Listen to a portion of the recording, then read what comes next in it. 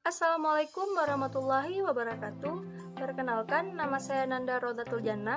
Saya merupakan mahasiswi Prodi Biologi Fakultas Sains dan Teknologi Universitas Islam Araniri Banda Aceh.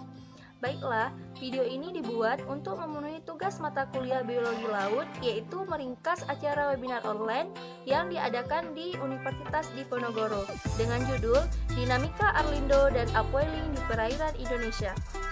Webinar ini dihadiri oleh dua narasumber, yaitu Bapak Dwi Susanto dan Bapak Anindya Wirasatya.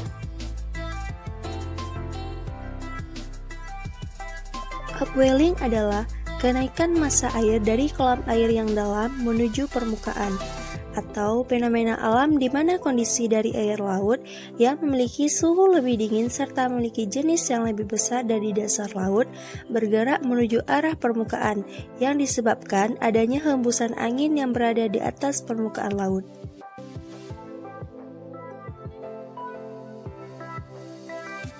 Upwelling sangat penting peranannya bagi air laut karena pergerakan yang dilakukan pada air laut ini secara umum memberikan nutrisi yang diperlukan oleh perkembangan dari fitoplankton yang biasanya berada di daerah permukaan laut, sehingga pertumbuhan dari fitoplankton terbentuk dan akan meningkatkan biomassa organisme-organisme laut yang berada di lokasi tersebut, serta meningkatkan produktivitas biologi yang merupakan rantai makanan penting dalam proses produksi laut.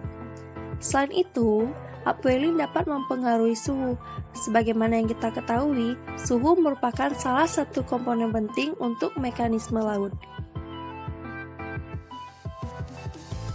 Terjadinya upwelling ini didukung oleh beberapa faktor, yaitu kandungan klorofil, suhu, dan angin. Upwelling ini tidak lepas terjadi karena adanya peran angin yang dikenal dengan teori Ekman. Resultan dari teori Ekman ini adalah dilihat dari permukaan hingga dasar laut sampai pembelokan 90 derajat ke arah kanan. Tetapi, jika angin bertiup di atas suhu perairan selatan, maka akan dibelokkan 90 derajat ke arah kiri.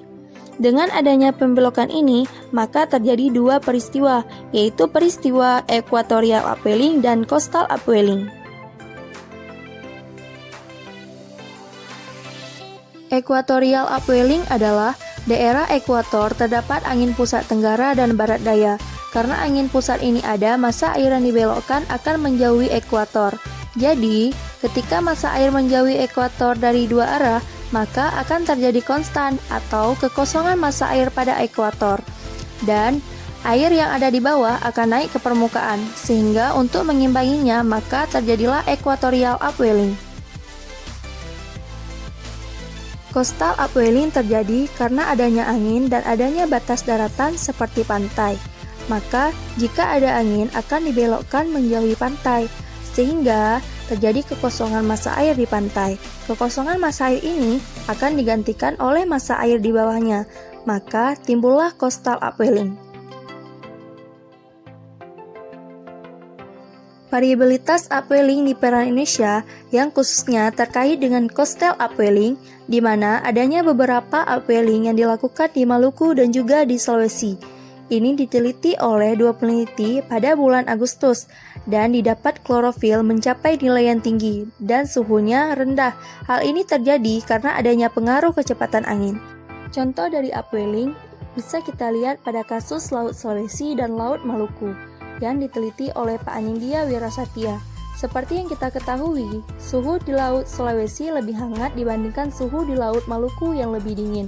Hal ini terjadi karena ketika angin laut berhembus ke Laut Sulawesi, ada sesuatu yang menahan atau menghalangi angin tersebut, seperti adanya Gunung Gorontalo, sehingga angin yang berhembus dihalangi dan tidak langsung terbawa ke Laut Sulawesi. Hal ini mengakibatkan suhu di Laut Sulawesi cenderung lebih hangat.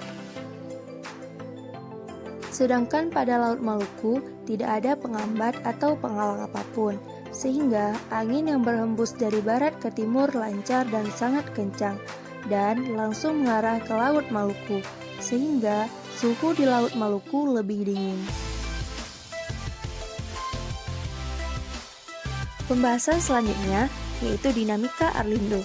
Nah, Arlindo atau arus lintas Indonesia adalah aliran atau transport massa air dari Samudra Pasifik ke Samudra Hindia melalui selat-selat di perairan Nusantara.